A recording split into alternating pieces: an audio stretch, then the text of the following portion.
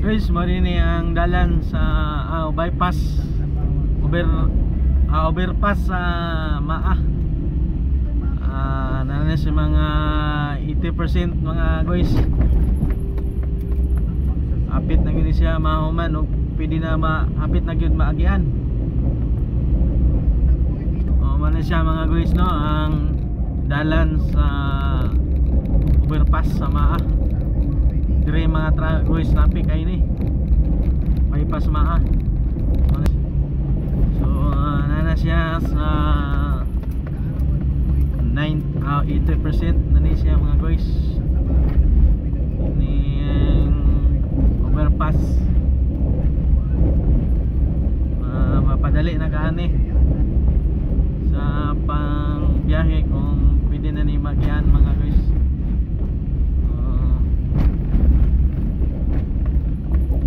Huwag na sa one way dire. Huwag na siya one way. Apit na yun mga guys.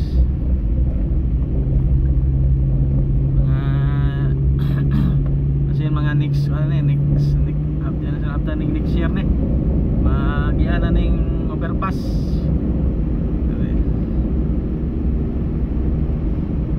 Apit na gito siya mga man.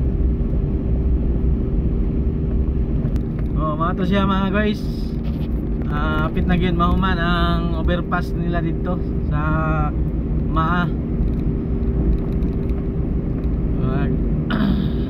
Apit na siguro to nila mapaagian o sakyanan para di na kay traffic dito. Grabe itong traffic dito, maghahuhot ng mga sakyanan dito usahay mga guys.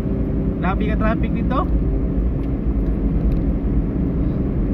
Mana nga nindot og mahuman ito ilahang wad tayan dito ilahang overpass para dito na mangagi ang mga sakyanan, mga lagyo ang biyahe siya mga guys. Hinahinay natin din napita kaya na usahay din na speed gun. Sa sintar ang limit din sa mga light vehicle.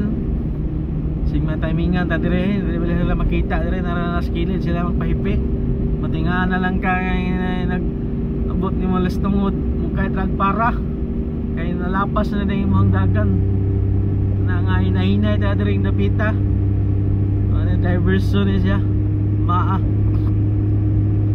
ay lisod dire napita kay malipatan na sa mga nag-speed gun dire siya mga guys.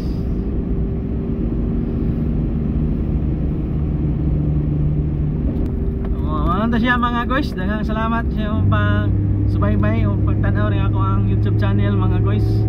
Kita-kita na po tayo next video mga guys, mga kabro. Okay, bye bye.